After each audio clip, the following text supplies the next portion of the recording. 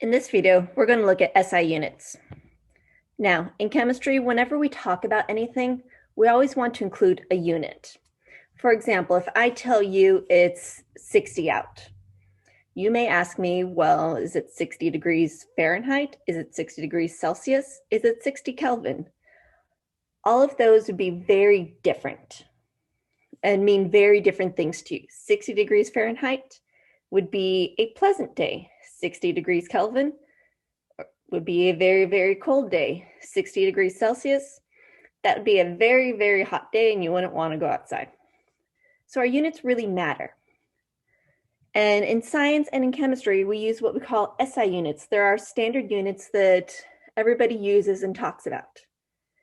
For example, when we talk about length, the length of something, we're talking in meters. We don't really use feet or miles or inches in science. We tend to go with meters, kilometers, centimeters.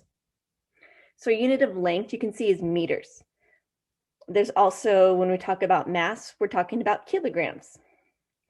When we talk about time, we talk about seconds. When you go with electric current, maybe in your physics class, they talk about the amps or the amperes. And with temperature, we use Kelvin. Now, Kelvin is technically the SI unit for temperature, but in a lab and in most standard settings, we tend to talk about temperature in degrees Celsius. And when you read a thermometer in the lab, and in a chemistry lab, it tends to be read in degrees Celsius, not in Kelvin. But when we do calculations, we tend to convert things over to Kelvin a lot. And we'll see this later on. And then also one other thing, when we talk about the amount of a substance in chemistry, we always talk about it in moles.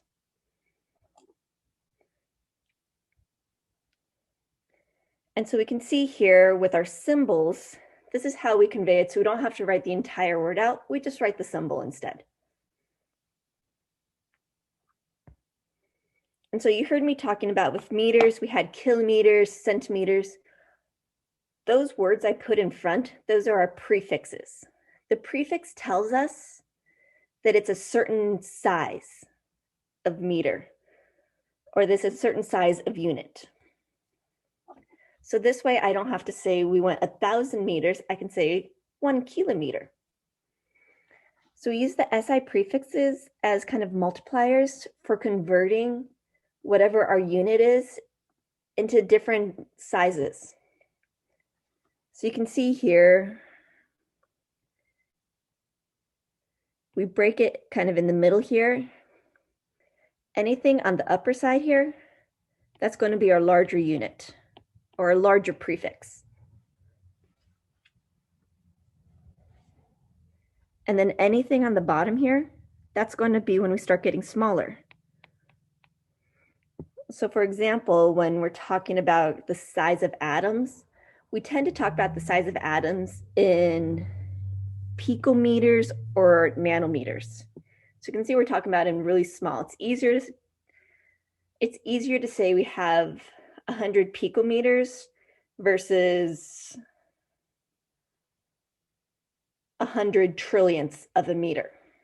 Or it's easier to say I have 100 nanometers versus 100 billionths of a meter. And so it's a good idea to kind of learn and almost memorize some of these prefixes so you can just recall them right away. So when we start talking about millimeters, we know that we're talking about 1,000th of a meter. And I know I'm using meter a lot in this, but it goes with any of them. We can do kilograms, nanograms, centigrams. But this way we can talk about different sizes of our units without having to write them in scientific notation. So instead of writing 1 times 10 to the third meters, we can just write 1 kilometer. It makes our lives a little bit easier. Now I'm sure you guys are asking yourself, how do I choose a prefix? So when you choose a prefix, you want to pick the one that's most convenient for whatever size you're measuring. If I'm measuring something in centimeters, I don't want to use a kilometer as a prefix. That wouldn't really make sense. So you want to pick the unit that's similar in size to what you're actually measuring. If we talk about an example where we have a short chemical bond, that's about 1.2 times 10 to the negative 10th meters. That's a little cumbersome to say, a little cumbersome to write. Which prefix multiplier would we really want to use? Would I want to use pico, where it's to the negative 12th, or would I want to use nano?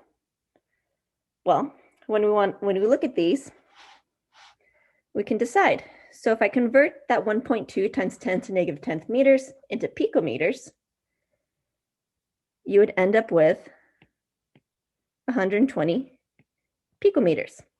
If I convert it into nanometers, I would end up with 0.12 nanometers. So now when we look at these, they both kind of look okay.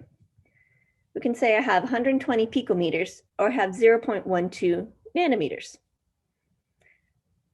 120 picometers kind of rolls off the tongue and is a little bit easier to convey and to express.